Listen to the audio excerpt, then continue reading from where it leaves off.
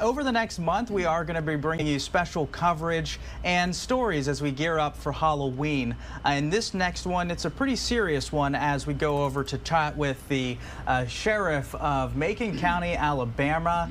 When he was just 6 years old, a stranger forced him to take acid-laced candy. Now the sheriff, after that traumatic experience, wants to raise awareness about all of this and wants to make sure that your kids are safe as well. Good morning, Sheriff. Thanks so much for joining us here on Live Now from Fox. How you doing today? We're doing great. We're doing great, and we appreciate you coming here. Sheriff Andre Brunson, of course, there with Macon County. First, I just wanted to see if you could share your story. What happened to you when you were just 6? Yeah, when I was 6 years old, it was, my parents took me to a fair. My mother took me to a fair with my sibling and my cousins, and I was poisoned. I candy from somebody that had LSD in it.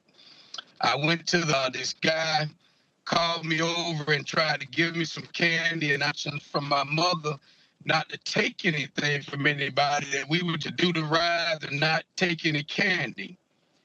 A young man working at the fair called me over and said he wanted to get weed, and I told him I couldn't take it. He then told me, play this game, and he did a little quick game, and he said he gave me some candy. Reluctantly, I took the candy, and I tried. He said, no, it's good candy. And he took it out of my hand and opened it. Just put it in my mouth that it was great candy. When he did give it to me and I put it in my mouth, my mother turned around to spit the candy out, and she came running over. The guy got up and ran. My mother was so upset with me from taking the candy. She took me home, fussing all the way home because she had me.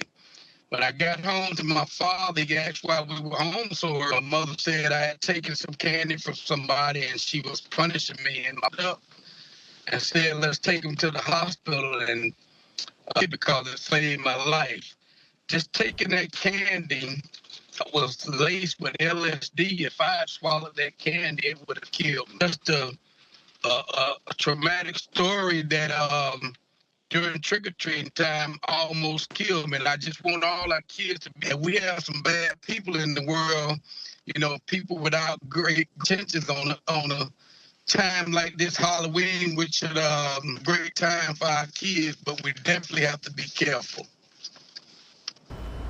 Absolutely. And, with that personal experience, you obviously know the dangers of that. And of course, it's something that as children, our parents kind of try to really put in our heads over and over again, our teachers as well.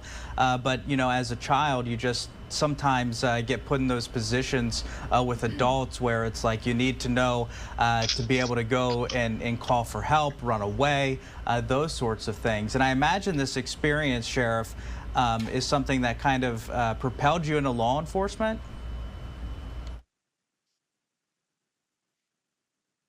Yes, the reason I went into law enforcement, I had a couple different reasons. Another traumatic experience. My roommate was killed while I was in. That was one of the reasons. And also, protect our kids falling prey to these predators like I did. Right now I don't go trick or treating. I don't take my kids trick or treating. Trick or treating, and I, from first grade on, me and my siblings were treating because of this, which we can definitely understand. But I just make awareness to the kids and to the parents that, you have to don't go trick-or-treating. This could happen because it's an isolated incident. Be careful of these predators that we have. And for somebody to give us a piece of candy and try to poison them and kill them, it's just, to me, and I survived this incident, and I want to spread awareness and the people of the dangers of the people that are out there right now. Yeah, there's absolutely a lot of concern, especially with so many of the deadly drugs that remain in big cities and small cities. towns and rural areas. Doesn't matter where you are across the country. A lot of concern there. But I know as sheriff over there in Macon County, you offer kids some other things that they can do safely with their families, so then they don't have to be maybe put in situations where they could be in danger. The Macon County Board of Health and many other entities in the county here, we bring the kids to the high school for Halloween, and we have, everybody comes, gets a bag of candy, then they do it up at the high school on the football field. We have, booths set up, rides set up, and all kind of things. It's like kind of going, and we all have a safe environment, which my department and everybody kind of pitch in and provide safety to residents.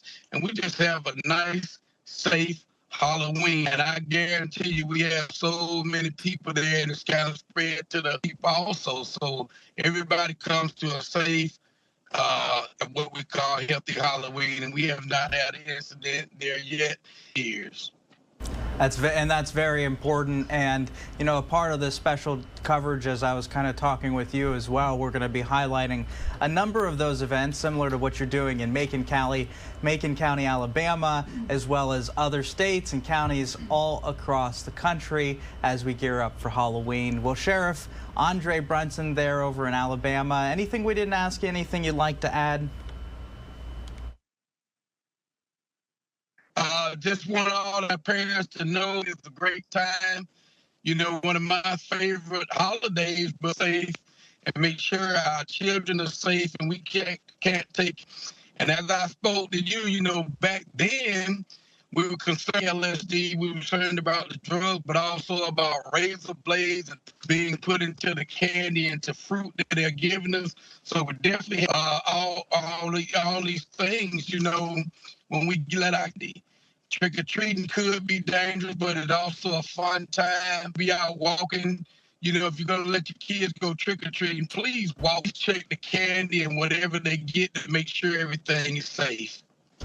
Yeah, my parents had a rule that when we got back with our pillowcases, because we didn't carry buckets, we brought pillowcases, the siblings all poured the candy out in the middle of the floor, and we went through one by one looking at each piece just to make sure everything was safe.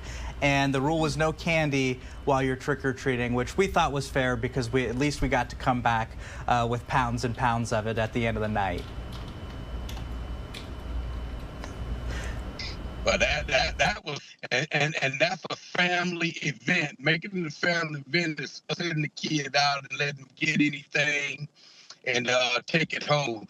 I agree with what your parents did, and that's a great thing.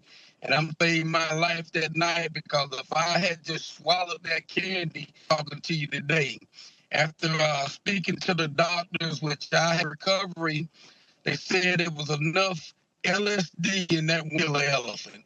So me just putting it in my mouth almost, I was out for a long time, and I had a long recovery. I'm doing fine today, and thanks to my mother for being such a person and keeping her eyes on me. I'm okay today because my mother kept her eyes on me, and that saved my life. And hopefully talking to me today was his life.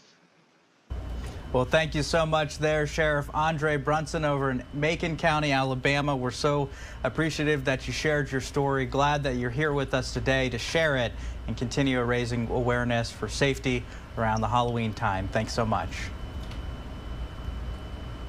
Thank you very much, and everybody, please be safe. Of course, and happy Halloween to you. Happy Halloween to everybody, and you too, brother.